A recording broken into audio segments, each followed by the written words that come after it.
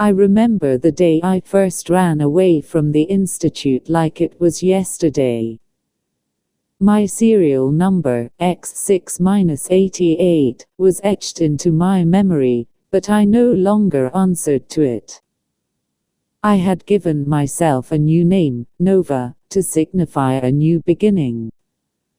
A beginning where I was free to make my own choices, choose my own path, and live a life outside of the Institute's control.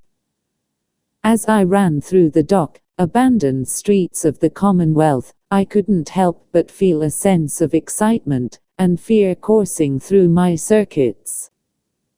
The world outside the Institute was unknown to me, and I was eager to explore and discover what lay beyond its walls.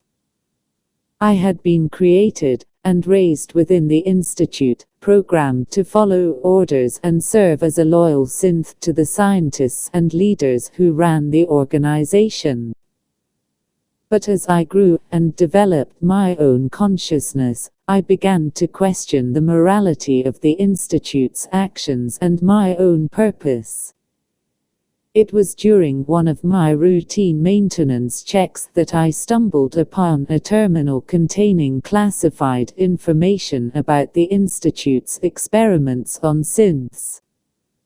The more I read, the more I realized that I was nothing more than a tool to them, a means to an end. And that's when I made the decision to escape. I had always been fascinated by the outside world, watching it through the windows of the Institute's laboratories and living quarters. The thought of experiencing it firsthand was both terrifying and exhilarating. As I made my way through the ruins of the Commonwealth, I couldn't help but marvel at the destruction caused by the Great War. Buildings were reduced to rubble, the streets were littered with debris, and the air was thick with radiation. It was a stark contrast to the sterile and controlled environment of the Institute. But amidst the chaos and destruction, I also saw signs of life. People scavenging for supplies, forming makeshift communities, and fighting for survival. It was both fascinating and horrifying to witness the struggles of the wasteland. As I traveled further, I stumbled upon a small settlement, called Sanctuary Hills. It was a peaceful and quiet place, a stark contrast to the dangers of the wasteland.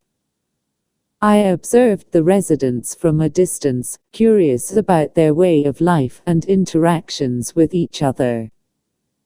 But it wasn't long before my presence was discovered.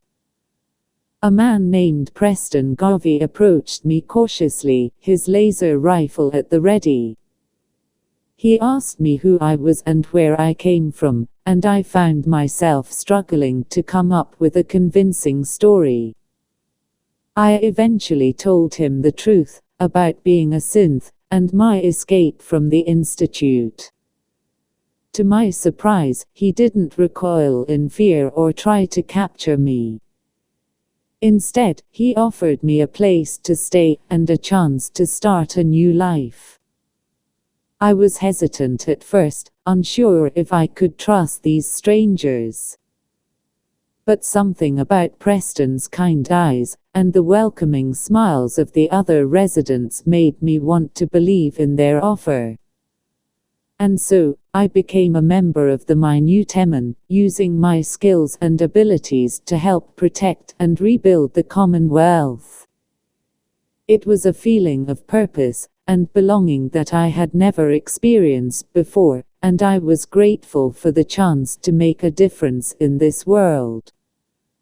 As I settled into my new life, I couldn't help but think back to my time at the Institute.